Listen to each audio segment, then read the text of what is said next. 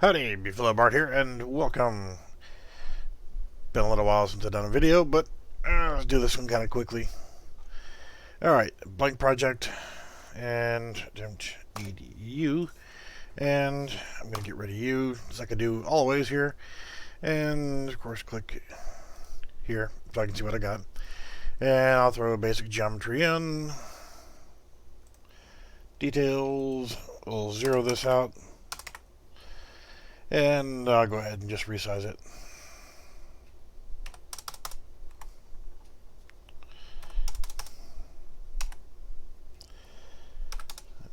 Alright, good enough.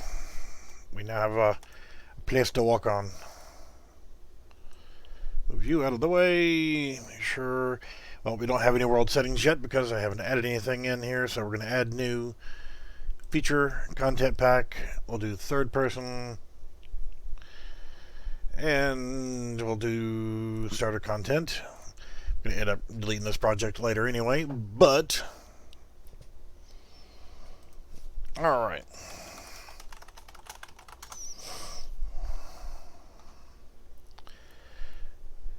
Any day now. Everything seems to be running a bit slow today for some reason. Of course, then again, I'm running slow today. Alright, so as soon as this is done, we'll change over our game mode override so we can actually have a character to walk around in.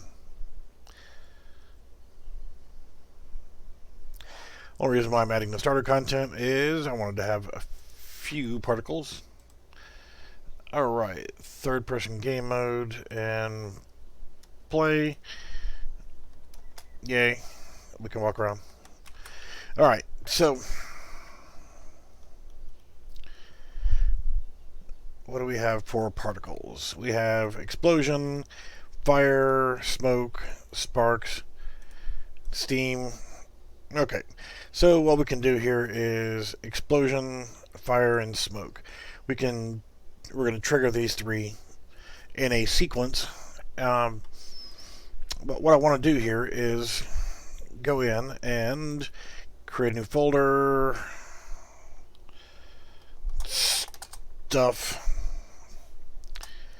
We're going to go in here and we're going to create a new blueprint. And it's going to be an actor. We'll call this our trigger blueprint.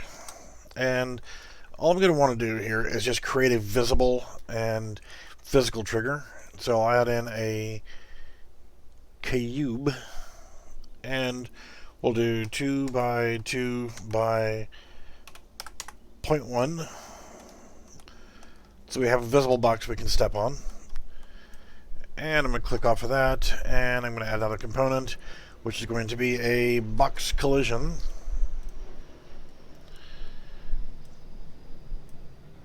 And we want to resize this. If we do that at 2, it's not going to be the right size, so we'll do 3 by 3 by 1 is fine. So we just want a trigger that once we step into it, it will cause an event to happen.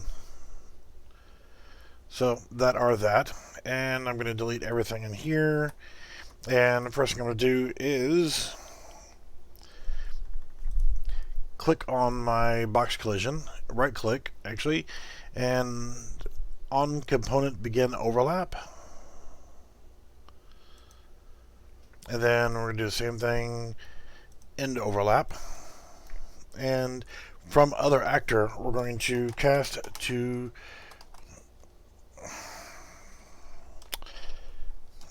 third person character. So we know who is going to trigger this. And we're going to do the same thing. And from other actor to the object. So now we know who is going to trigger this. Okay, and we don't have anything in the player character just yet, so we need to go ahead and alright, kiss my ass, go into main window, and autosave is off. Thank you. Go to our third person,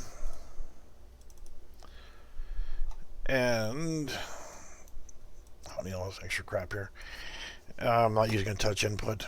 It's going to clean up the blueprint here just a little bit. Alright, so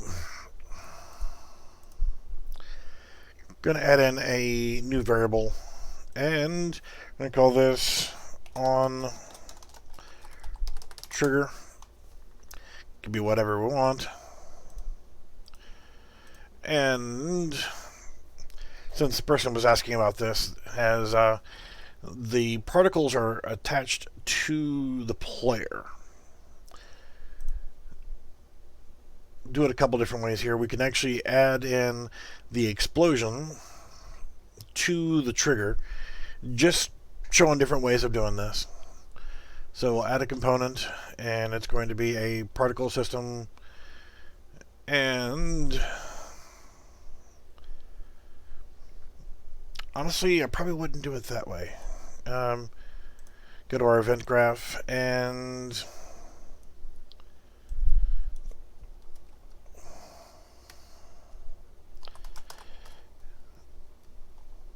let's see here. What would be the best method to do this? We don't want to add a new particle component. We just want to play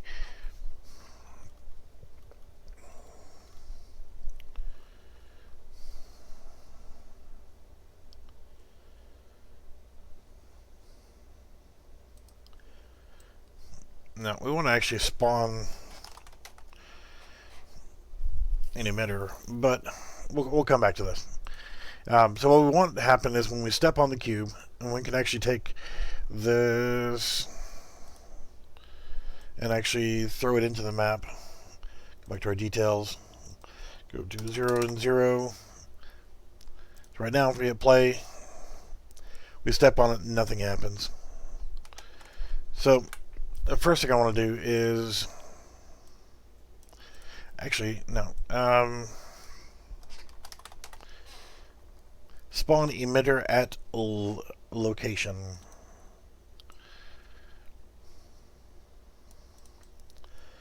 So what we want to do here is get a reference to our box collision and get world location, and we'll attach that to there. So it's going to play the explosion. So now, first thing I want to do here is go in here and on event begin play,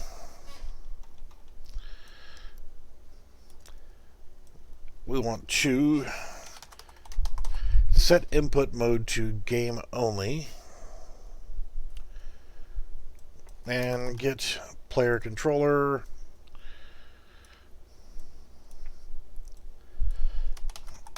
set show mouse cursor to unchecked so we can get rid of that stupid mouse cursor.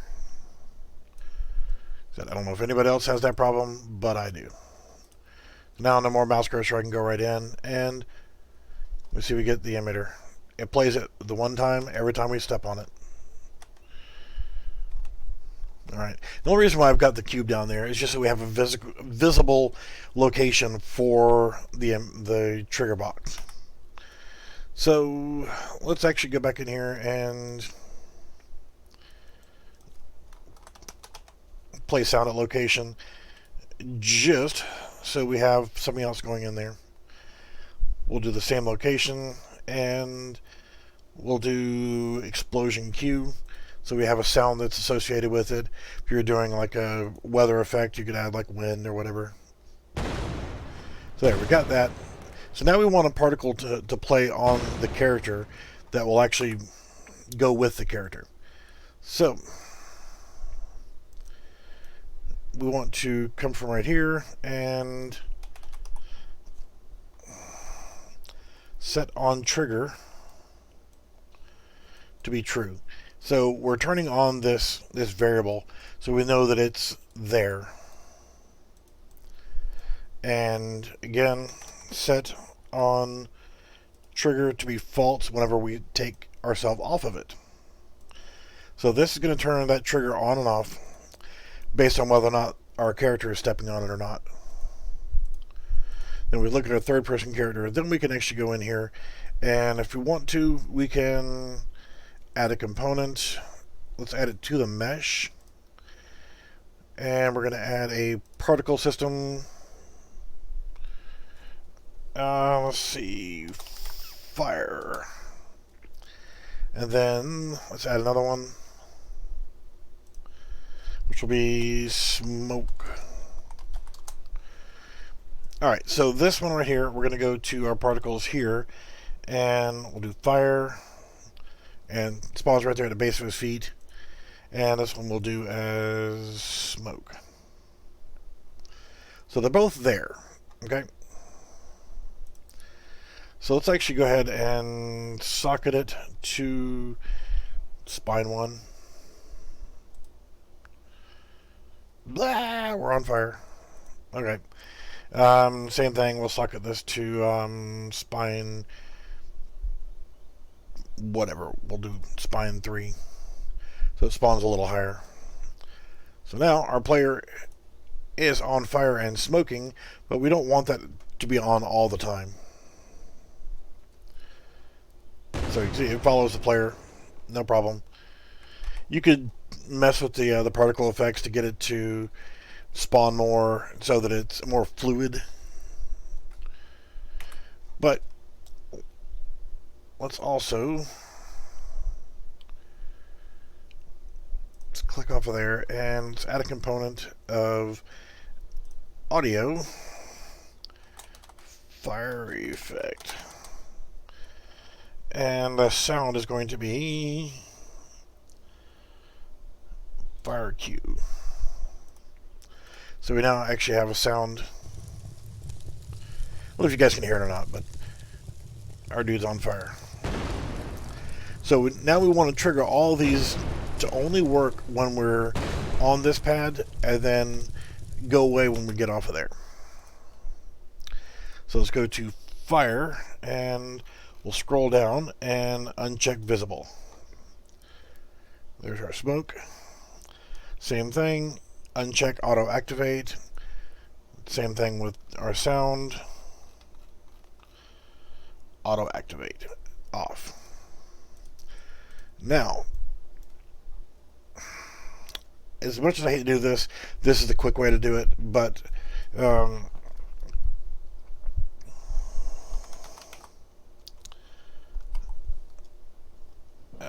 let's see here.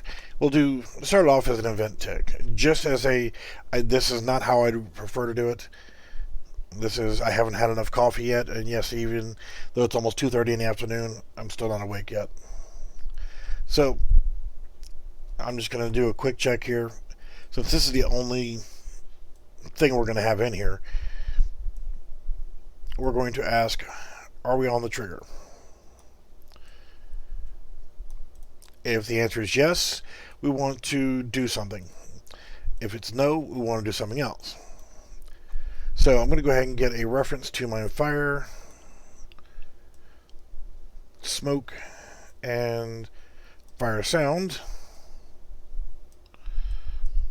So I've got all three of those there.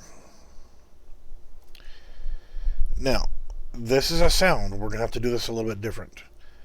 So on true, we want to set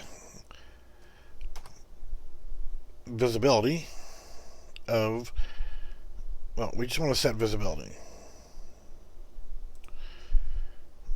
And it's going to give us that trigger there. We don't really need it, but now we can connect our fire and our smoke. Control C and Control V, so we can do the opposite. We're going to set visibility to true here, and leave it to false there. Alright, for this, We want to play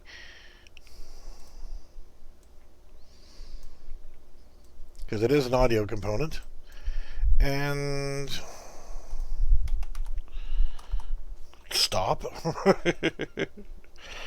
It's, relatively simple. So now when we are on the trigger, we're going to set our visibility of our fire and our smoke to on, and we're going to play this sound. When we're not on that trigger, then we're going to turn off visibility and stop the sound. So let's see if I actually screwed that up or if it works. Yay. No sound, we're not on fire, no smoke. Come over here and we're on fire. We have smoke.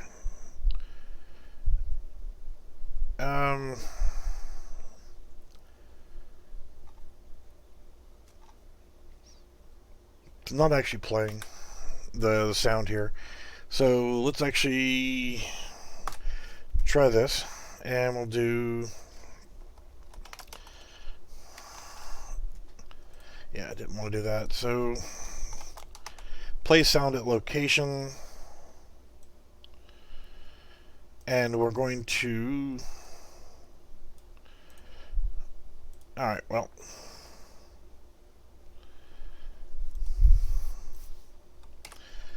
No. Let's see. Play sound. No.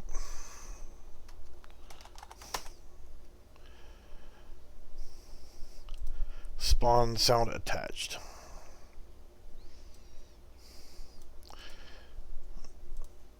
And it doesn't want to attach normally. Attach to component. So let's actually move you down there. I wanted to try it that way, but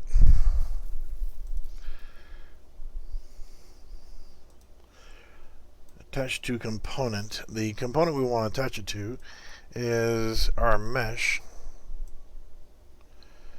No actual point name. We just want to attach to the mesh. Let's see.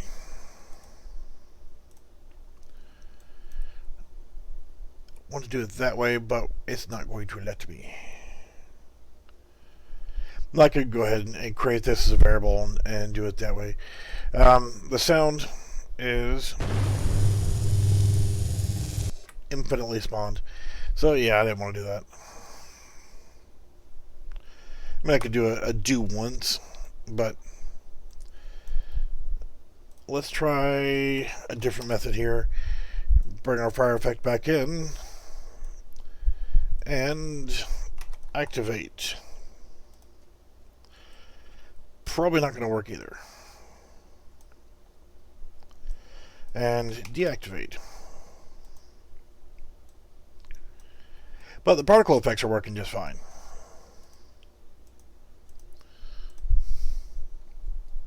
There we go. We got sound playing. And sound goes away. Okay. That worked. So, anytime we're in this, and it's like this right here, we can actually take this and scale it up or whatever size we want.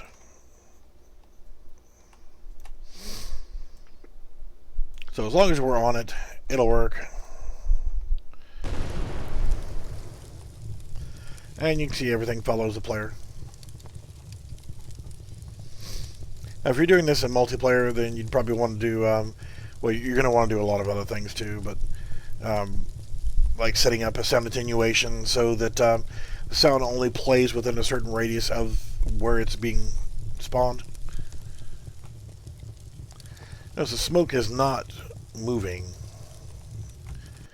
Let's actually change the location of the smoke. Put that on spine 1 also. It's not flowing. Oh, yeah. Well, you get the idea. That's the basic principle of getting those to come on and off based on being inside of a trigger box. As soon as you leave it it goes away. As soon as you come back in, a little hot under the collar.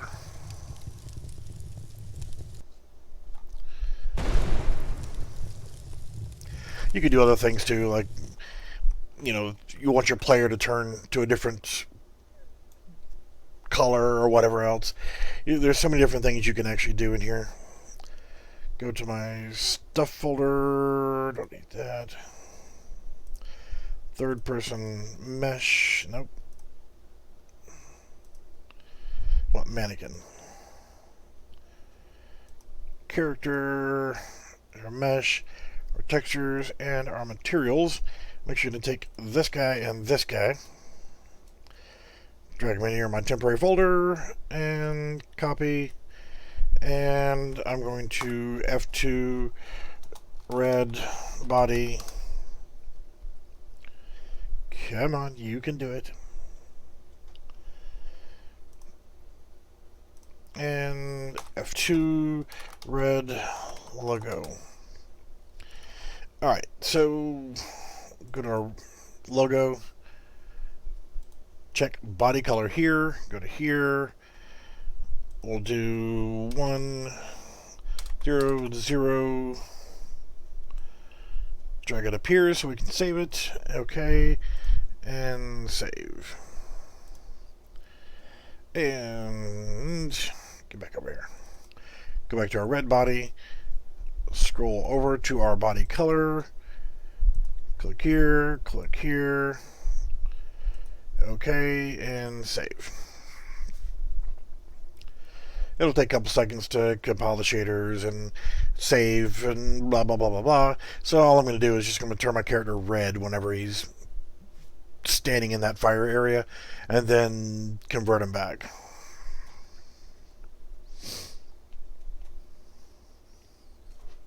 Any questions on it? I mean, this was a pretty simple thing.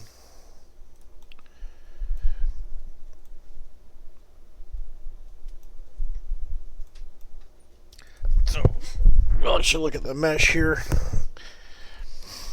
You see we've got element 0 and element 1 are these two right here. And let's actually get a reference to our mesh. And set material. You see this is element index 0. Control C and Control V, so I get a second one, and change that to a 1. Control C, Control V, so we got both. We want to connect here, connect here, connect here, here, and here.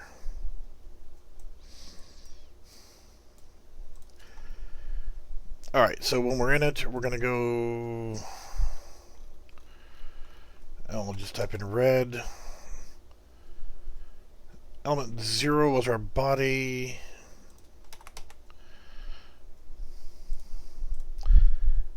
Correct? Yeah, element 0 was our body. And we want UE4. UE for body. And UE logo. So now, we're this guy. Yikes, crap, we're on fire. Okay, we're clear. Alright, so, any questions on this?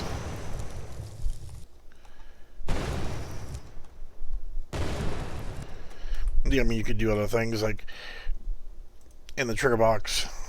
We can get a reference to our cube and get world location and well, no, let's just do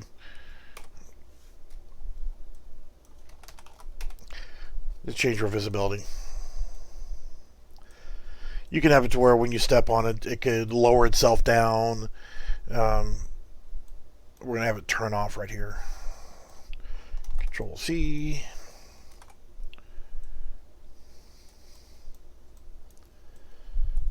radius down a little bit.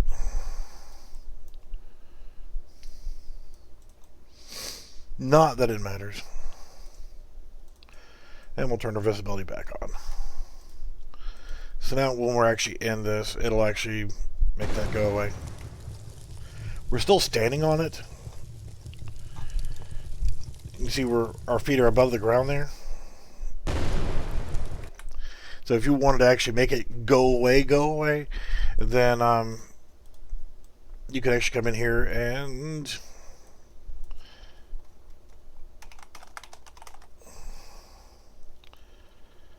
set collision enabled. Defaults to no collision, right?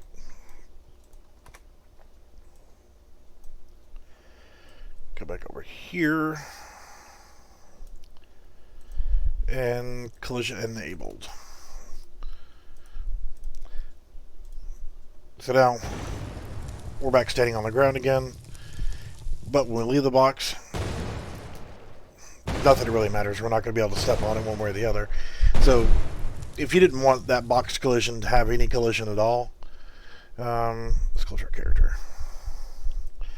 We just delete this and go to our cube. And collision. Can character step up on, block all, we'll change this to no collision.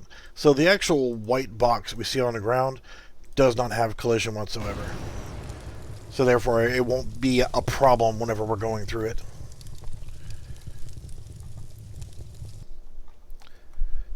And make it come back visible again so I know where it is whenever.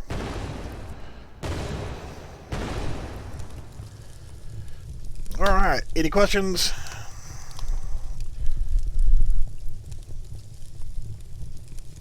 No questions? Everything's awesome. Now you can see the explosion happens at the center.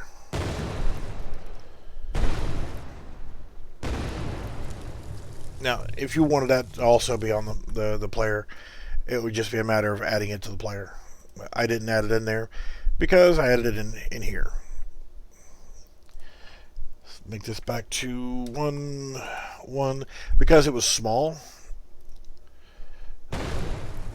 it got the job done. But if you want to affect where the player is standing, it will be spawning an emitter at a location, and then you get the player's location, and it would spawn right there. So that's the only difference. Do quick save all, save selected. Cancel because we want to have a maps folder. And new folder, maps. Then we'll do save all.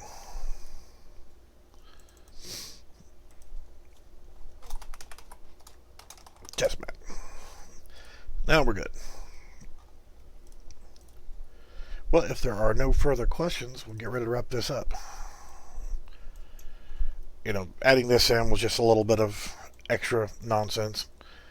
But doing this in the beginning ensures that we have no mouse cursor. Doesn't hurt to have it in there, one way or the other. It knows that whenever you're spawning this player into the world, you want to make sure that your input is into game mode, so you don't have any cursors or any other problems like that.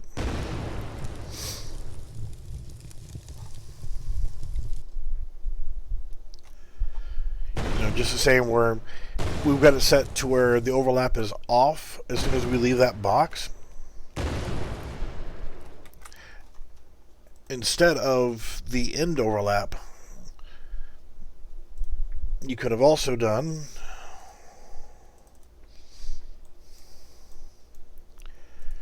so on component end overlap, you're doing all this right here. So what we could do is, instead of setting this overlap, we'll come in here and we're setting this to automatically do this. Instead, at the end of this, we can add in a timer. No, sort of a timer. We can do a couple different ways. We can run a delay of 5 seconds. And all we'll have to do here is grab from our third-person character, set on trigger to false.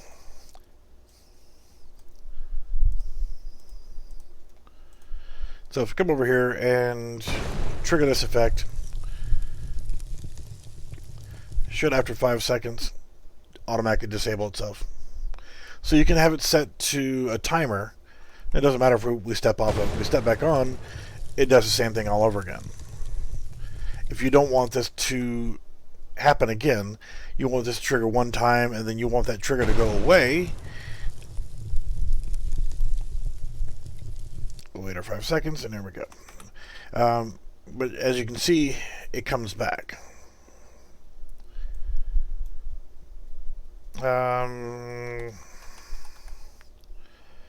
Do destroy actor and don't put anything on it. Now it's set up on after that 5-second delay. Now if we walk back off of it again, it's still going to destroy it, but we need to also take that destroy actor and put it down here. So no matter what, we could also, instead of doing this, we can do... Oh, no, we need to have that. We need to have this part. Instead of this and this,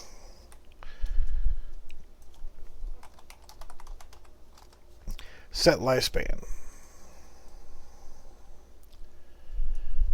Target is self, lifespan 5 seconds, and then we'll do that.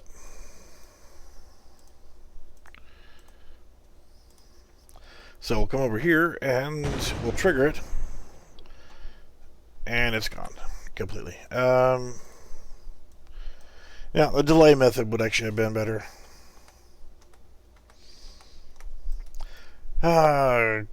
Control Z is your best friend. So what'll happen here is now we're doing our thing. After 5 seconds, it no longer goes into effect. But let's go ahead and do this. We left the box so we can get it to stop. If we don't want it to work off of the end overlap, I can just break that. Because we're going to have it go ahead and only last for 5 seconds and then go away, that's good enough. Yay. And if you watch your actor count over here, it's 7. As soon as we hit play, it changes to 18. Now as soon as we walk over this, it's destroyed that actor. There, it's gone. It made it invisible for right now, and it has no collision, so we can't interact with it whatsoever. So we can put that destroy actor anywhere in this. So as soon as we do this, we can set it here and set our visibility, do all that stuff. We can actually go here and put destroy actor there.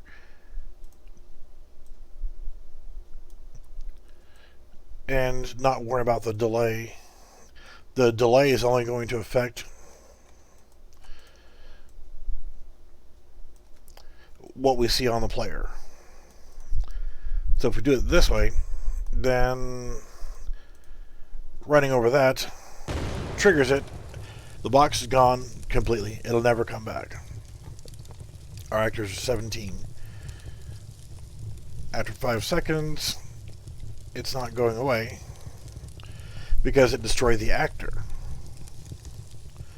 You can see we can't turn that off now. We would have to go back into the player and do that. So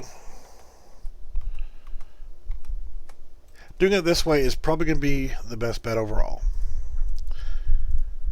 because we don't see it, we can't interact with it, but it was still able to be stepped on. If you notice that, whenever I go in here, we hear a sound, and then we see the explosion.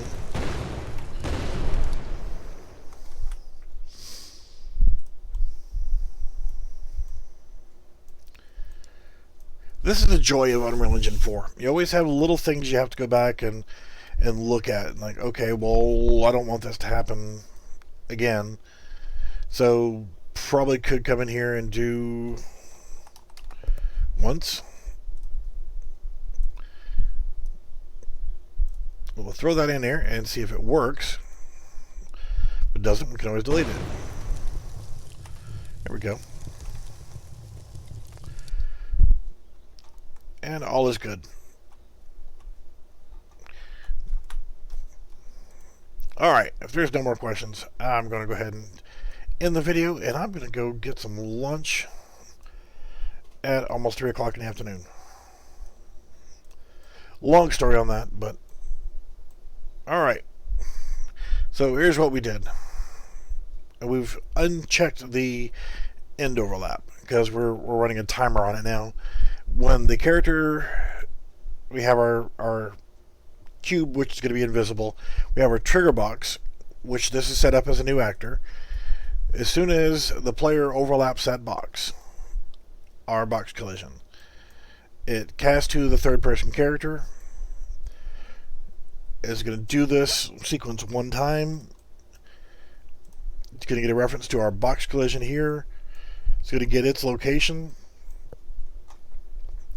We're going to spawn the explosion emitter and the sound cue at that location. It's going to set a variable on our player, which you can't really see it, but this is actually linked directly to the cast to third person character node. It's going to reference to our cube, make it become invisible. You could always, like with the cube, you could always just come in here and uncheck visible, or you can uncheck hidden in game.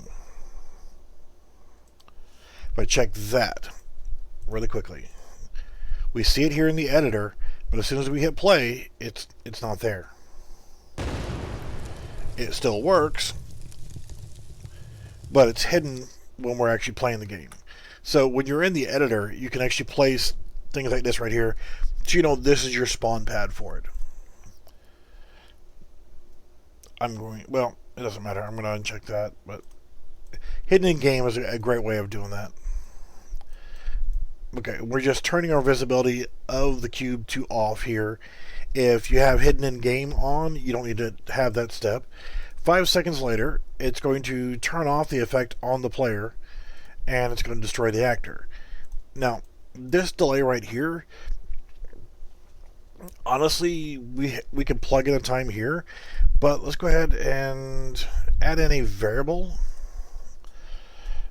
Delay time, and let's change that, since this is a float, we're going to create this as a float, compost and save, and we're going to check this, make that visible, and we're going to default it to 5. Grab our delay time here, plug that in here, compile and save. Why did we do that? Now I click on this, and if I look at the details panel, we now have a delay time. We can change that to 15 seconds. Do a save all. Now we're going here to play. The timer is going to run for 15 seconds. So if you have these effects scattered all over your map, or the same trigger, which I'll show you that here After 15 seconds, our effect will go away. There we go.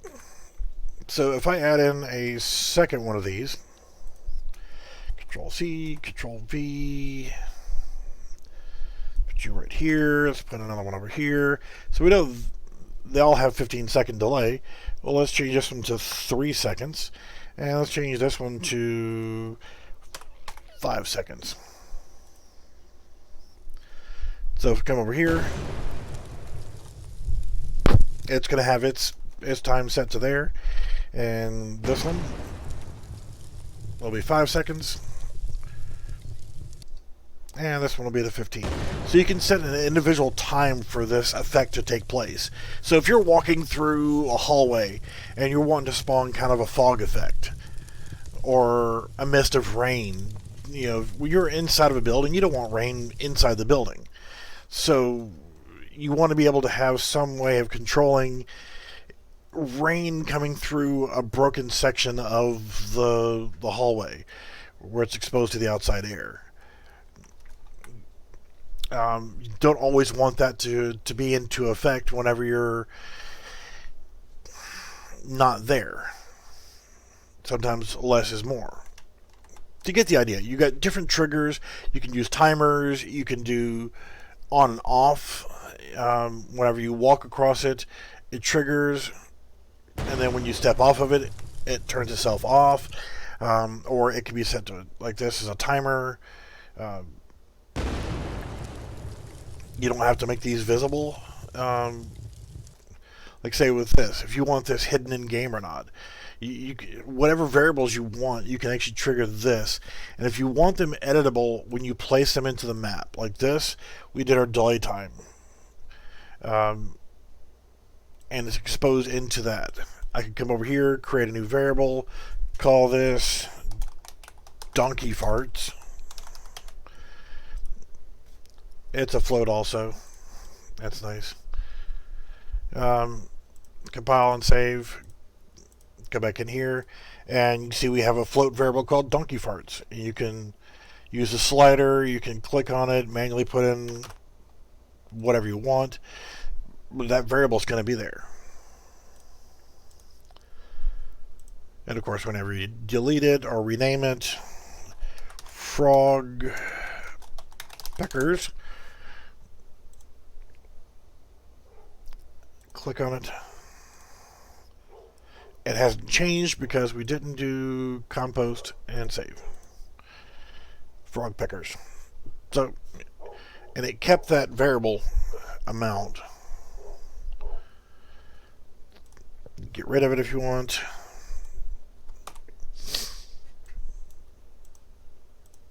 So, using this little eyeball, just by clicking this on or off, will allow you to actually adjust that variable here. You can do all kind of cool stuff with that.